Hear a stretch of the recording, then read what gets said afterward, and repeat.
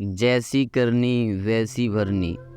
कृपया इस कहानी को अंत तक जरूर सुनें। अंदर आया तो कमरा पूरा उस स्वादिष्ट भोजन की खुशबू से भर गया। रोमांचित उस स्त्री ने अपने पति से निवेदन किया कि माँ जी को भी यहीं बुला लेते तो हम तीनों साथ बैठकर भोजन करते। पति ने कहा, छोड़ो उन्हें, वो खाकर सो गई होंगी। आओ हम साथ में भोजन करते हैं। प्यार से उस स्त्री ने पुनः अपने पति से कहा कि नहीं, मैंने उन्हें खाते हुए नहीं देखा है। तो पति ने जवाब दिया कि क्यों तुम जिद कर रही हो? शादी के कार्यों से थक गई होंगी, इसलिए सो गई होंगी। नींद टूटेगी तो खुद भोजन कर लेंगी। तुम आओ, हम प्यार से खाना खाते हैं।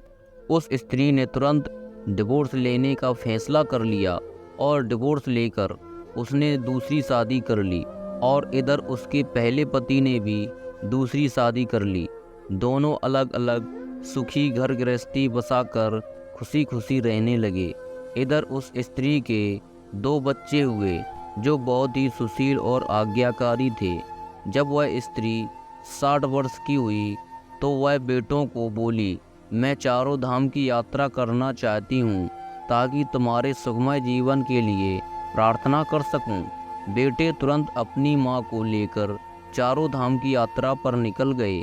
एक जगह तीनों माँ बेटे भोजन के लिए रुके और बेटे भोजन परोसकर माँ से खाने की विनती करने लगे।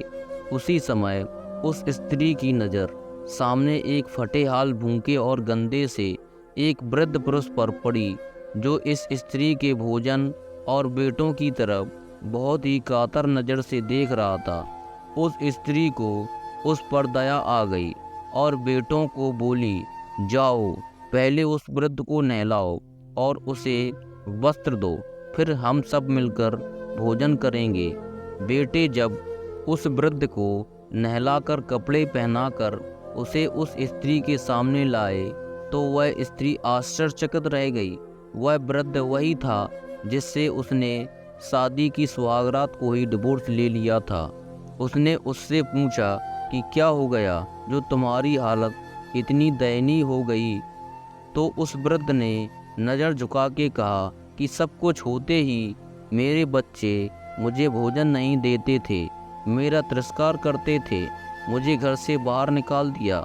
उस स्त्री ने उस वृद्ध से कहा कि इस बात का अंदाज़ा तो तुम्हें तुम्हारे साथ सुहागरात को ही लग गया था, जब तुमने पहले अपनी बूढ़ी माँ को भोजन कराने के बजाय उस स्वादिष्ट भोजन की थाली लेकर मेरे कमरे में आ गए और मेरे बार बार कहने के बावजूद भी आपने अपनी माँ का तिरस्कार किया।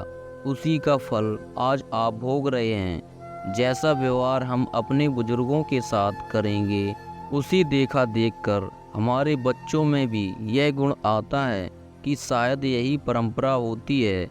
सदैव माँ बाप की सेवा ही हमारा दायित्व बनता है। जिस घर में माँ बाप हंसते हैं वहीं प्रभु बसते हैं। दोस्तों, यह कहानी आपको कैसी लगी कमेंट कर ज़रूर बताएं तथा वीडियो को लाइक तथा चैनल को सब्सक्राइब कर दें। Thank you.